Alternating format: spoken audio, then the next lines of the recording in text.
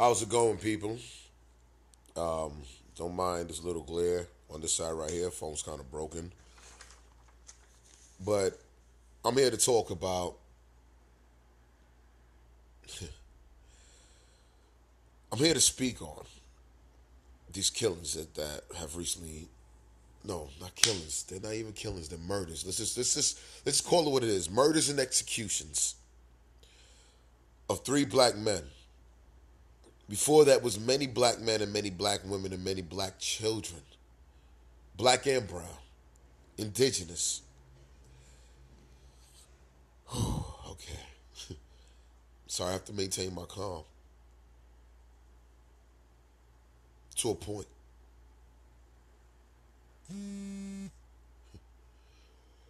These past few days now, July 4th, you have Delrawn, Small, Dempsey. July 5th, Alton, Sterling. July 6th, Philando, Castile.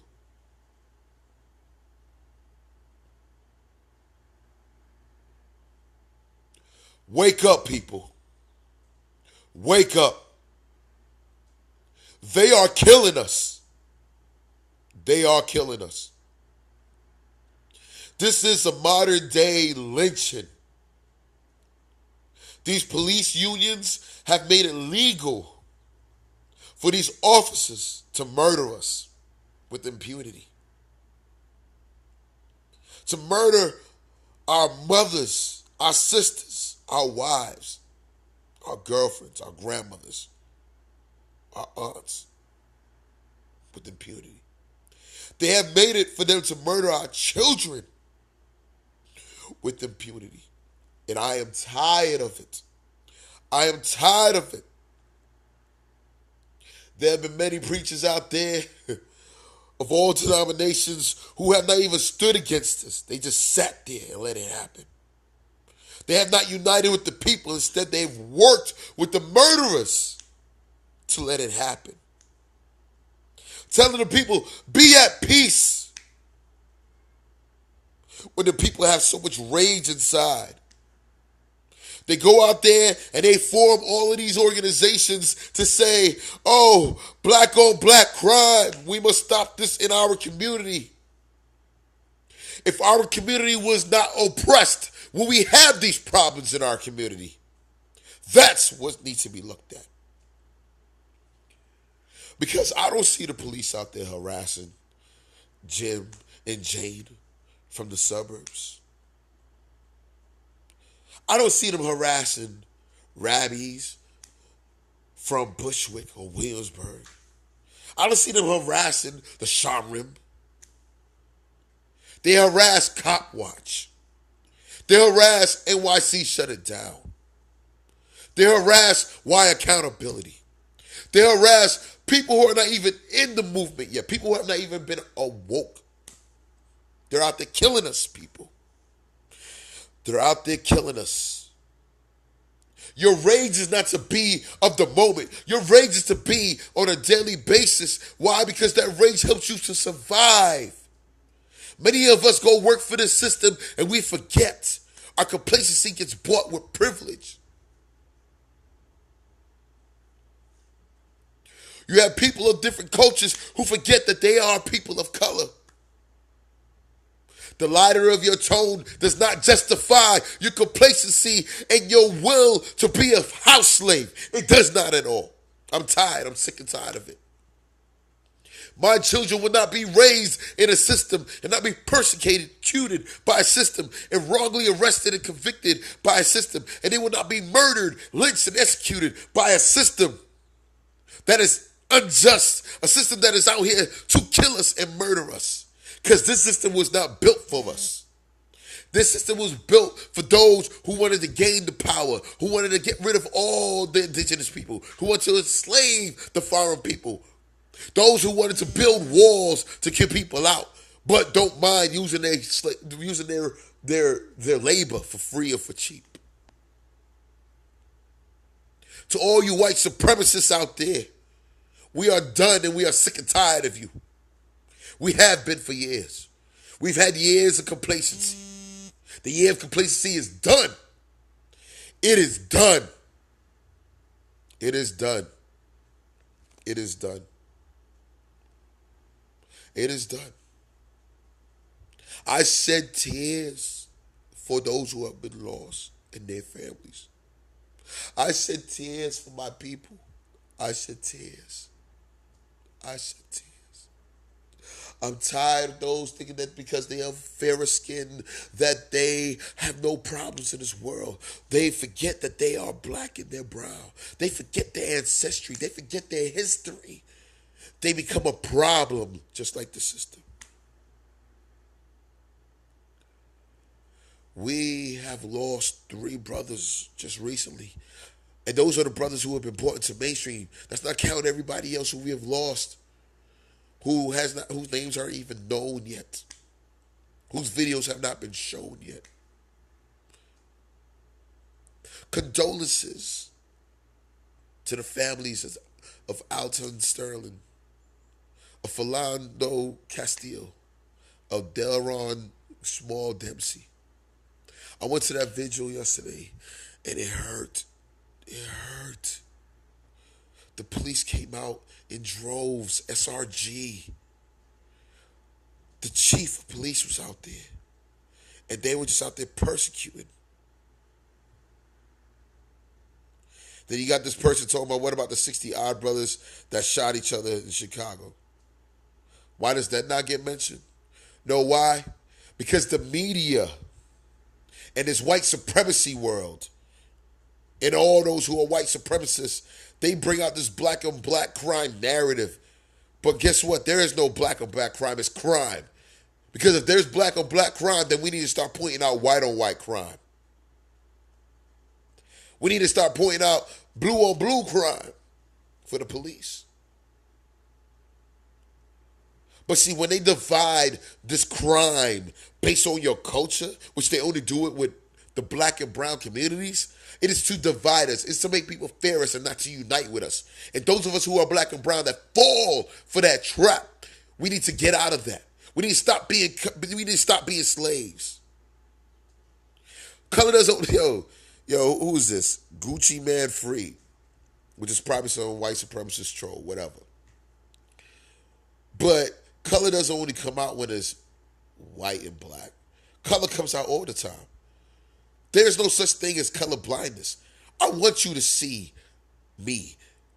And I quote that directly from Kirby from Answer Coalition, yo. Shout out to her. I want you to see my melanin.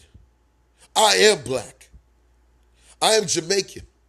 I am Cuban. I'm Diona Indian. And that's nice, Gucci Man, whatever the rest of your tag is. It's nice that your girlfriend is black. But that what is that supposed to get you? Kudos? No. Don't throw that up like as if it's an honor and it's a badge. Throw it up because you love her. Throw it up because you want to be with her and not experience her. No, I didn't say you were a white supremacist. I called out white supremacist, Gucci Man. So keep the trolling to yourself, because we're gonna get to some facts here. Okay? So those of y'all, who I know there's a lot of people out there who don't read the Bible and stuff. A lot of y'all out there who don't believe in God. It's all right though. It is all right though.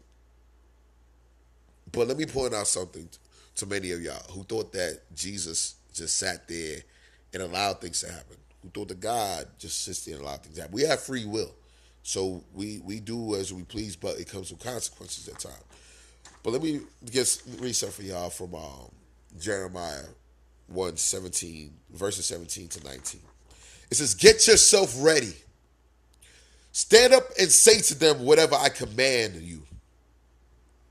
Do not be terrified by them, or I will terrify you before them. Today I have made you a fortified city." Oh, Jesus. Today I have made you a fortified city. That means to unite, people. Unite. It means black and brown people, get out of your complacency and stand up and unite and fight against this injustice in this system. That means our white allies need to come out and unite against this unjust system. An iron, he also will make you an iron pillar and a bronze wall to stand against the whole land. The whole land, that's the whole system. Against the kings of Judah, which are all those high-ranking officials out there, all those high-ranking, Supreme Court justices who are racist, all those high-ranking chiefs who are racist, all those who are in the government, in the Congress and Senate, and in the White House who are racist and complacent. They stand up against the whole land, against the kings of Judah, its officials, its priests, and the people of the land. They will fight against you.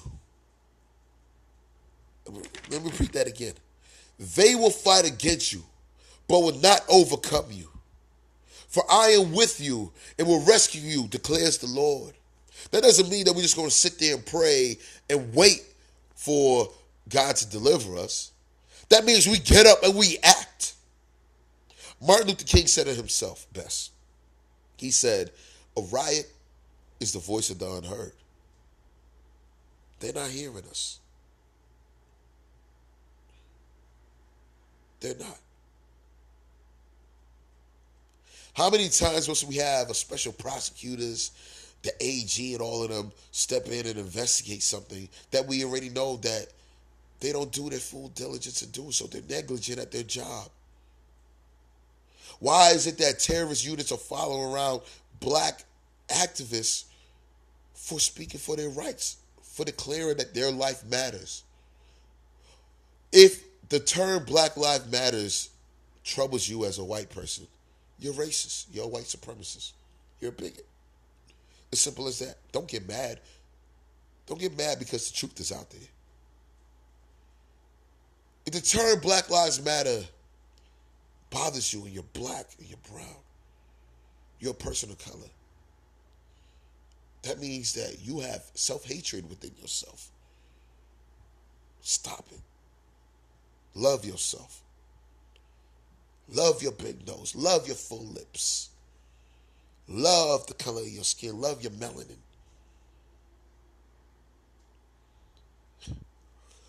I'm trying my hardest right now to just... This system kills us off. They separate our families. They divide us. Many of us fall into it. The Willow Lynch doctrine is the longest running white supremacy doctrine out there for all these ages, all these centuries. It has been in effect, and we have fallen into, we have born into it. We have to stop it. I don't care what the color of your skin is, whether you're dark as me, darker than me, lighter than me. Right now, you need to realize the truth. They are killing us. They're murdering us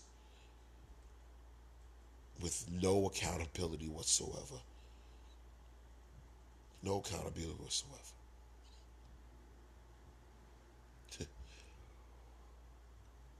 Many of you saying, well, I have a job. I don't want to go out there in the streets and ruin my job.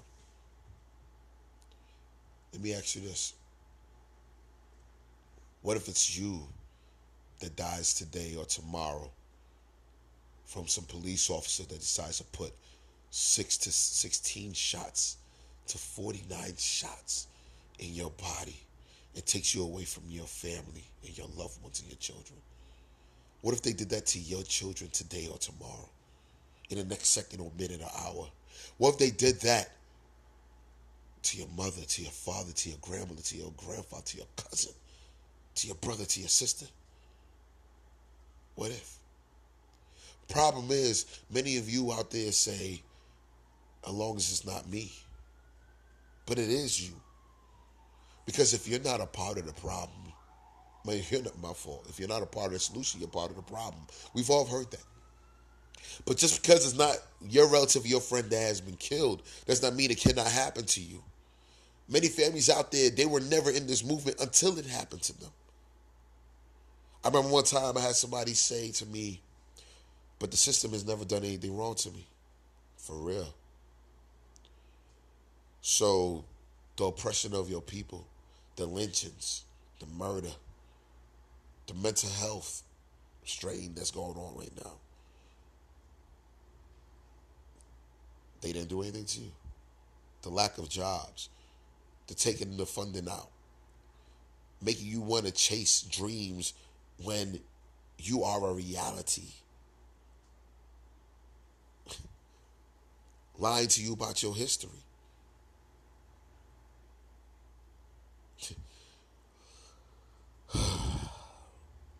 Wake up, people. Wake up. These are not accidental killings. These are murders, executions, modern day lynchings, as they did to Kendrick Johnson, to Tamir Rice, to Eric Garner, to India Kaga, to Angelo Perry, to Ramarley Graham, to Chantel Davis. Oh boy, boy, boy. To Mario Romero, Mario Woods, Alex Nieto, to Sarah Circle Bear. The names go on and on. Sean Bell, Amadou Diallo, Mohamed Ba. It goes on and on and on. And for those of you who say, yo, and you keep on bringing up this argument of black on black crime. Yo, there's no black on black crime. It is crime. I just lost my cousin, my dear cousin. I love this cousin. Love him like a brother. Javon Berry, I just lost him. In Columbus, Ohio, somebody murdered him, gunned him down. But that's not black on black crime. That is crime.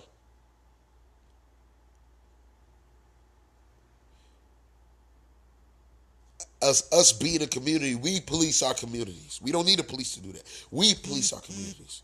The police are to only show up when we have an emergency that we need to be handled. But even then, they are to go by their protocols. They are to be mandated by the people who pay them, which is us. They are our public servants. And they seem to have forgotten about that. You do not scare me, Mr. Officer. Your intimidation is funny to me because it means nothing. Because you use it just because you wear a costume, you wear a badge, and you wear a gun. But that does not give you the right to murder me, to intimidate me, to oppress me. Because when they say move back, we say fight back. No justice, no peace, no racist police. Simple as that. We have a duty to fight for our freedom. We have the duty to win. We must love and support each other. We have nothing to lose but our chains. We have the duty to fight for our freedom. We have the duty to win. We must love and support each other. We have nothing to lose but our chains. We have the duty to fight for our freedom. We have the duty to win. We must love and support each other. We have nothing to lose but our chains. We have nothing to lose but our chains.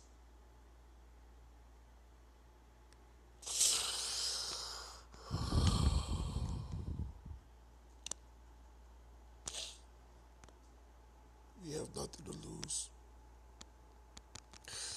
but our chains.